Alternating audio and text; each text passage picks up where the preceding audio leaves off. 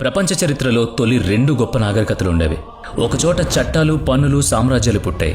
మరోచోట రాజు, సైన్యం లేకుండా ప్రజలు శాంతియుతంగా జీవించారు. ప్రముఖ చరిత్రకారుడు గార్డెన్ చైల్డ్ ప్రకారం నాగరికత అనే మాటకు ఇవి 2 సరైన ఉదాహరణలు. అందులో ఒకటి మెసపటోమియా, రెండవది హరప్ప. ఈరోజు మనం ఈ 2 నాగరికతలు పోల్చి చూద్దాం. ఇదేం బోర్ కొట్టించే చరిత్ర కాదు, నిజంగానే ఒళ్ళు గగురు పొడిచే మన పూర్వపు చరిత్ర. So don't miss it. ప్రపంచంలో అత్యంత ప్రణాళికాబద్ధమైన నగర నాగరికతగా హరప్పాను పిలుస్తారు. మరోవైపు చక్రం తిరగడం మొదలైన మెసపటోమియాను నాగరికతకు పుట్టినిల్లు అంటారు. ఈ 2 నాగరికతలు ఏ ఏ విషయాల్లో నేరుగా ఉన్నాయి, వేటిలో సమానంగా ఉన్నాయో ఇప్పుడు చూద్దాం. మన చరిత్రను తెలుసుకోవడం ద్వారా మనల్ని మనం అర్థం చేసుకోగలం. కాబట్టి చివరి వరకు చూడండి.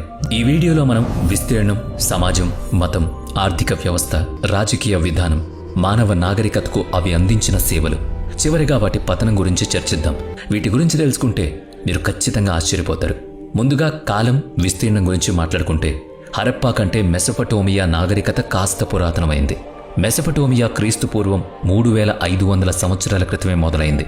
కానీ హరప్పా నాగరికత క్రీస్తు పూర్వం 2600 నుంచి 1900 మధ్యకాలంలో ఉచ్చస్థితిలో ఉంది. అంటే మెసపటోమియా ప్రజలు పెద్ద నగరాలు నిర్మించే సమయానికి హరప్పా ఇంకా ప్రారంభ దశలోనే ఉంది.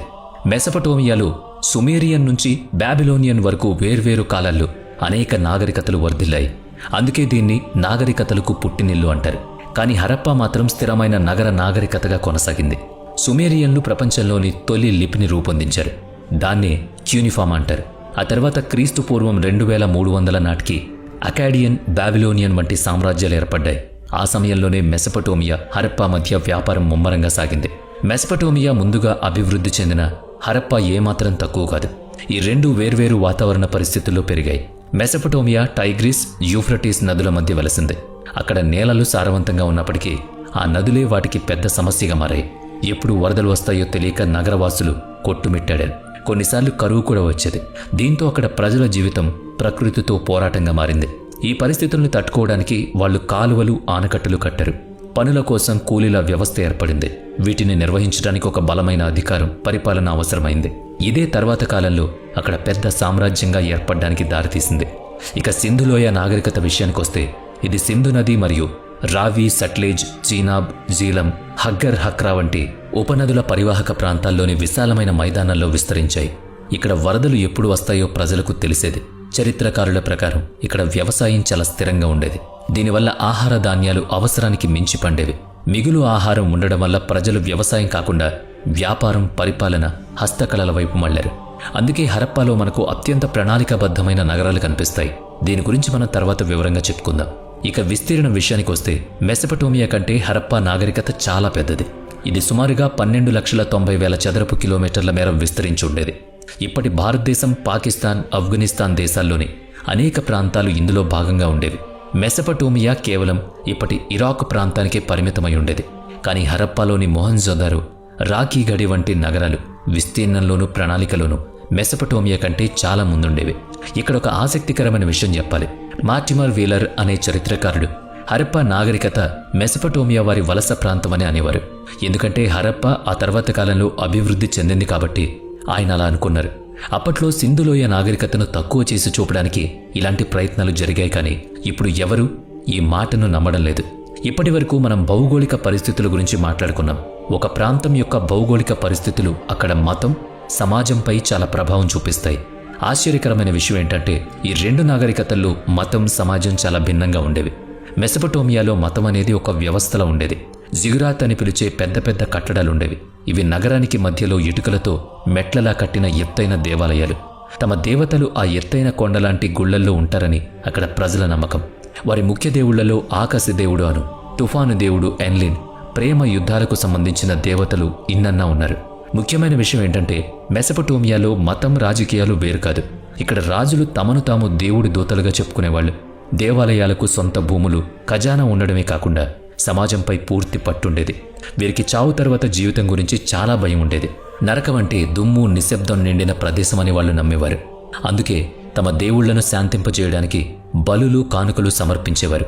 అక్కడి ప్రకృతి వైపరీత్యాల వల్ల జీవితం ఒక పోరాటంలో ఉండేది కాబట్టి వారి దేవుళ్లను కూడా కోపంతో ఉన్నట్లే చూపించేవాళ్ళు. అదే హరప్ప విషయానికొస్తే అక్కడ తవ్వకాల్లో ఎక్కడా ఒక్క దేవాలయం కూడా దొరక్కపోవడం చాలా ఆశ్చర్యం కలిగించే విషయం. జాన్ మార్షల్ వంటి ఎంతో మంది చరిత్రకారులు వెతికినా గుడి ఆనవాళ్లు దొరకలేదు. హరప్పా మతం ప్రకృతి ఆధ్యాత్మికత కలిసి ఉంటుందని చరిత్రకారులు భావిస్తున్నారు. తవ్వకాల్లో మట్టితో చేసిన స్త్రీ విగ్రహాలు చాలా దొరికాయి. ఒక విగ్రహంలో స్త్రీ గర్భం నుంచి మొక్క వస్తున్నట్లు ఉంటుంది.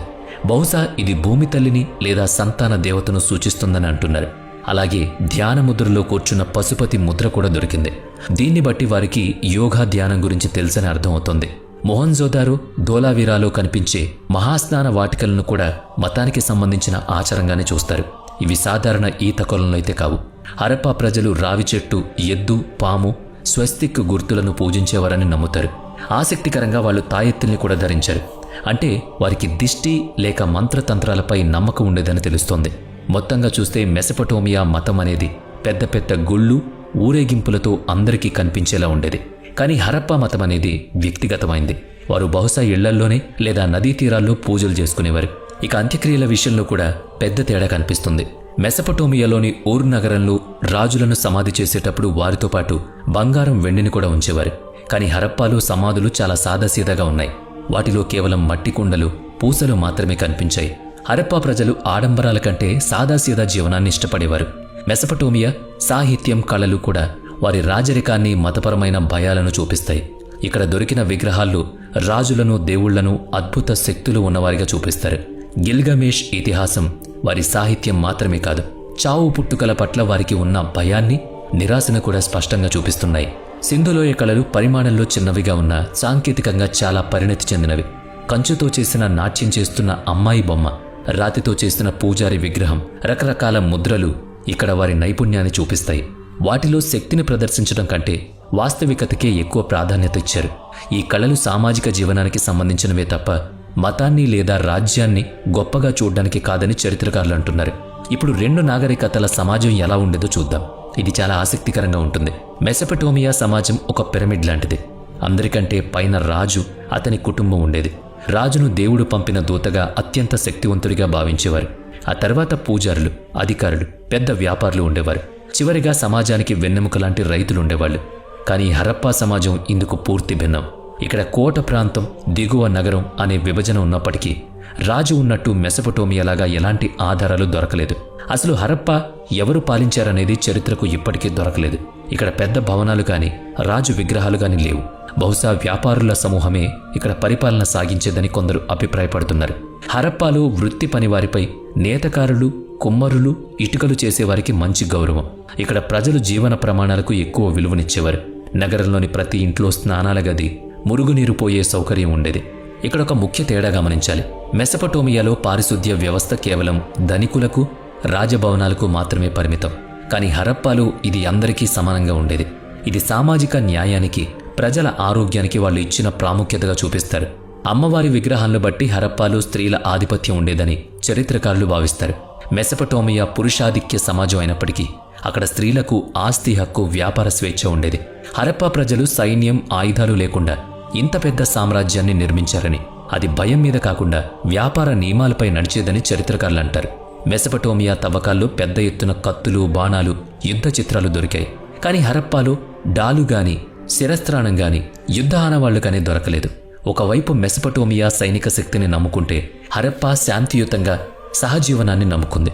మరో ఆశ్చర్యకరమైన విషయం ఏంటంటే హరప్పాలో సమానత్వం కనిపిస్తే మెసపటోమియాలో బానిస వ్యవస్థ చాలా ఎక్కువగా ఉండేది. రవాణా కోసం చక్రాన్ని, రాయడం నేర్పించిన ఈ నాగరికతే బానిసత్వాన్ని కూడా పెంచి పోషించింది. యుద్ధ ఖైదీలను, అప్పులు తీర్చలేని వాళ్ళని బానిసలుగా మార్చింది. వారి పరిస్థితి చాలా దారుణంగా ఉండేది. వారికి ఎలాంటి హక్కులు లేవు కూడా. హరప్పా చట్టాల గురించి మనకు పెద్దగా తెలియదు, కానీ మెసపటోమియా మాత్రం లిఖితపూర్వక చట్టాలతో నడిచేది. హమ్మురబి అనే రాజు కంటికి కన్ను అనే కఠినమైన శిక్షను అమలుపరిచేవాడు. దీన్ని బట్టి అక్కడ క్రమశిక్షణకు శిక్షలు ఎంత ప్రాముఖ్యతనిచ్చే అర్థమవుతుంది. ఇప్పుడు మనం ఈ రెండు నాగరికతల ఆర్థిక వ్యవస్థ, లిపి, వ్యాపారం గురించి చూద్దాం. ఎందుకంటే ఒక నాగరికత అసలైన గుర్తింపు వీటితోనే ముడిపడి ఉంటుంది. రాత పద్ధతిని అభివృద్ధి చేయడం మెసపటోమియా వారి గొప్ప ఘనత. సుమారు క్రీస్తు పూర్వం 3000 ఏళ్ల క్రితం సుమేరియన్ నాగరికత ఉన్నప్పుడే క్యూనిఫామ్ లిపి అభివృద్ధి చెందింది. మొదట్లో దీన్ని ధాన్యం కొలతలు, కూలీల సంఖ్య వంటివి లెక్కించడానికి వాడేవాళ్ళు. ఆ తర్వాత ఇదే లిపిని చట్టాలు, సాహిత్యం, పరిపాలన ఆజ్ఞలు, మతపరమైన గ్రంథాలు రాయడానికి ఉపయోగించారు. ఇలాంటి రాతలు వేల సంఖ్యలో దొరికాయి. దీనివల్ల మెసపటోమియా సామాజిక ఆర్థిక జీవితాన్ని అర్థం చేసుకోవచ్చు. కానీ హరప్పా లిపిని మాత్రం ఇప్పటి వరకు డీకోడ్ చేయలేదు, చదవలేకపోయారు. చాలామంది డీకోడ్ చేశామని యూట్యూబ్లో వీడియోలు పెడుతున్నా అధికారికంగా ఇంకా నిర్ధారణ లేదు. ఇక్కడ దొరికిన రాగి రేకులు, కుండల మీద కొన్ని గుర్తులు మాత్రమే కనిపిస్తాయి. ఇక్కడ దొరికిన రాతలు చాలా భిన్నంగా ఉంటాయి. బహుశా వీటిని వ్యాపారంలో లేదా పరిపాలనలో వాడేవారు. హరప్పా లిపి వాడకం చాలా పరిమితంగా ఉండేది. రోజువారీ జీవితంలో పెద్దగా వాడేవారు కాదని చరిత్రకారులు భావిస్తున్నారు. అందుకే సింధు నాగరికతకు సంబంధించిన సామాజిక, ఆర్థిక, మతపరమైన వివరాలు మనకు నేరుగా తెలియడం లేదు. ఇక చివరిగా ఈ రెండు నాగరికతల ఆర్థిక వ్యవస్థ. ముఖ్యంగా చూస్తే ఈ రెండు కూడా వ్యవసాయం మీదే ఆధారపడ్డాయి. కానీ నిర్వహణలో తేడా ఉంది.